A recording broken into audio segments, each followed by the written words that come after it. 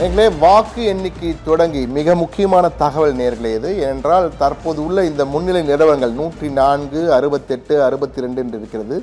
இது தலைகீழாக மாறுவதற்கும் வாய்ப்பு இருக்கிறது. ஏன் சொல்கிறேன் என்றால், வாக்கு எண்ணிக்கை காலை 8 மணிக்கு தொடங்கியது. தற்போது 1 மணி ஆக போகிறது. கிட்டத்தட்ட 5 மணி நேரம் வாக்கு எண்ணிக்கை நடைபெற்றிருக்கிறது. ஆனால் இதுவரை வெறும் 30% வாக்குகள் தான் எண்ணப்பட்டிருக்கிறது. வெறும் 30% வாக்குகள். இன்னும் 2 பங்கு வாக்குகள், 2 பங்கு வாக்குகள் எண்ணப்பட வேண்டியிருக்கிறது. இது ஒரு ட்ரெண்ட். இப்படி இருக்கலாம், இந்த வகையில் சென்று கொண்டிருக்கின்ற ட்ரெண்டை காட்டுகிறது. ஆனால் மாறுவதற்கு வாய்ப்பு இருக்கிறது. ஏனால் பல தேர்தல்கள் இது போன்று அதிரடி மாற்றங்கள் வந்திருக்கிறது. குறிப்பாக ஹரியானாவில் கொடுத்த சட்டமன்ற தேர்தலிலே முதலிலே ஒரு கட்சி அதீதமாக சென்று கொண்டது, பிறகு தலைகீழாக மாறிய வரலாறுகள் எல்லாம் இருக்கின்றன. ஆனால் தற்போதைக்கு இதுதான் ட்ரெண்டாக இருக்கிறது. ஆனால் இன்னும் கிட்டத்தட்ட 60% வாக்குகள் எண்ணப்பட வேண்டியிருக்கிறது. 35% தான் எண்ணப்பட்டிருக்கிறது. 60% வாக்குகளிலே மிகப்பெரிய அளவுக்கு மாற்றம் வரலாம், வராமல் போகலாம், அல்லது விஜய்க்கு அதீதமாக வரலாம், அல்லது மற்ற கட்சியிலும் வருவதற்கும் வாய்ப்பு இருக்கு என்பதையும் நாம் மறந்துவிடக்கூடாது. செங்கை பத்மநாபன், இப்போ நான் சொன்ன கருத்து என்னன்னு புரிஞ்சிருக்கும்னு நினைக்கிறேன் உங்களுக்கு. இன்னும் 65% வாக்குகள் எண்ணப்பட வேண்டியிருக்கிறது. இதில் மாற்றம் வருமா, இல்லை இந்த ட்ரெண்டு தான் நீடிக்குமா? நான் பல முறை அந்த கருத்தை சொல்லிட்டேன். நீங்கள் ஏற்க மறுக்கிறீங்களா இல்லைன்னா புரியாத மாதிரி நடிக்கிறீங்களான்னு தெரியல. தயவு செஞ்சு புரிஞ்சுக்கோங்க. ஏன்னா அரசியலில் எதுவும் நடக்கலாம். நிரந்தர நண்பர்கள் நிரந்தர நாங்கள் காலகாலமாக அது 6 மாதமாக சொல்லிட்டு வரோம். நீங்கள் அது ஏற்கல மறுத்தீங்க. இப்போ நான் என்ன சொல்கிறேன்னா, அதிமுக 2வது இடத்திலும் திமுக 2வது இடத்திலும் இருக்கின்ற நிலையில் தாவேகா முன்னிலை இருக்குது. சில இடங்களில் அதிமுக முன்னிலையிலையும் 2வது தாவேகா, சில இடங்களில் அதிமுக முன்னணி தாவேகா 2வது நிலையில் இருக்குது. ஆனால் முன்பு சொன்னதை போல அனைத்து பகுதிகளிலும் தாவேகாவுக்கு வாக்கு, இளைஞர்களுடைய வாக்கு என்று விமர்சனம் செய்து அணில் குஞ்சு என்றெல்லாம் விமர்சனம் செய்யப்பட்ட நிலையில் பெண்களுடைய வாக்கு முழுமையாக திரும்பிய பிறகு ஒரு மிகப்பெரிய ஒரு மாற்றத்தை நாம் காண ஆரம்பித்தோம். அதன் அடிப்படையில் தமிழகத்தில் என்ன இருக்கின்ற 65% வாக்குகளும் அதில் கணிசமான வாக்குகள் தாவேகாவுக்கு சேரும் என்பதுதான் என்னுடைய கருத்து. அதாவது உங்க கணக்குல 150 கடக்கும் தாவேகா 130 150 தொடுவது காலத்தின் கட்டாயம். காலத்தின் கட்டாயம்னு சொல்லிட்டீங்க. பாக்கியராஜ், காலத்தின் கட்டாயத்துல மாற்றம் வருமா, இல்ல இந்த காலத்தின் கட்டாயம் அப்படியே தொடருமா?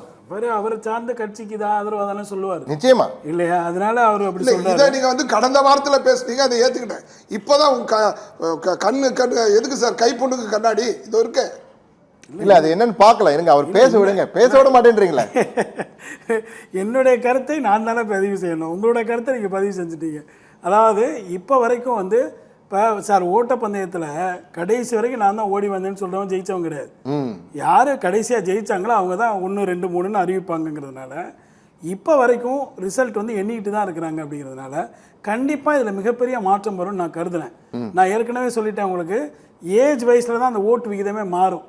அப்படிங்கிற மாதிரி வயசானவங்க எல்லாருமே கிட்டத்தட்ட மத்தியானத்துக்கு மேலே தான் அந்த ஓட்டெல்லாம் பதிவு செஞ்சுருப்பாங்க. அப்படிங்கிறதுனால கண்டிப்பாக இதுல ஒரு பெரிய மாற்றம் வரும் நான் கருதுறேன். பதிவு பண்ணாலும் கூட்டு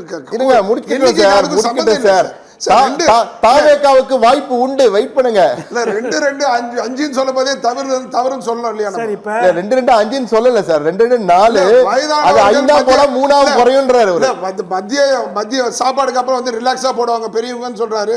அப்ப அதெல்லாம் பார்த்தா வாக்கு எண்ணிக்கை இருக்கு இல்ல சார். இவிஎம்ல எந்த இவிஎம்ல எப்படி இருக்குன்னு தெரியாதுல. முழுமை என்னன்னு இல்லையா? அதுக்கு அதை தான் சொல்றாரு. சொல்லுங்க. நான் தாவேகா 106ன்னு சொல்லாம முன்னிலையில் இல்லைன்னு சொல்லலை, இருக்குது. ஆனால் அந்த நிலைகள் மாறும்.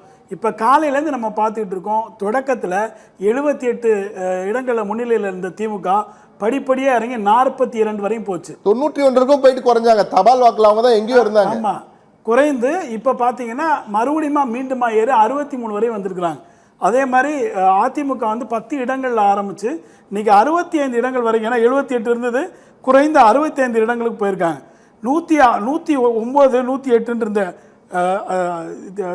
தாவேகா இன்றைக்கு 106 இடங்கள்னு வந்திருக்கிறாங்கிறதுனால இங்கே மாற்றங்கள் தொடர்ந்து வந்துக்கிட்டே தான் இருக்கும். ஓட்டு எண்ணிக்கையில் மிகப்பெரிய மாற்றத்தை நம்ம பார்க்க முடியும். தமிழ்நாட்டு மக்கள் மிகச்சிறப்பாக வாக்களித்திருக்கிறார்கள். கடைசியாக நான் சொல்கிறது ஒன்று தான், திமுகவுக்கு வாக்களிக்கிற அது மிக சிறப்பான வாக்குன்னு நீங்க சொல்றீங்களா? இல்ல, அப்படி சொல்லல அவரு. இல்ல, அந்த வகையில சொல்லல. சிறப்பாக வாக்களிக்கிறான்னு சொல்லி நீங்க திமுக பேசுறீங்களா?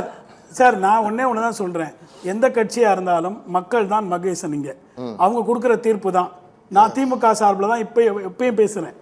திமுக ஒரு இந்த தோல்வியெல்லாம் கண்ட அஞ்சுற ஒரு கட்சி அல்ல அது. அது பல தோல்விகளை பார்த்த ஒரு கட்சி.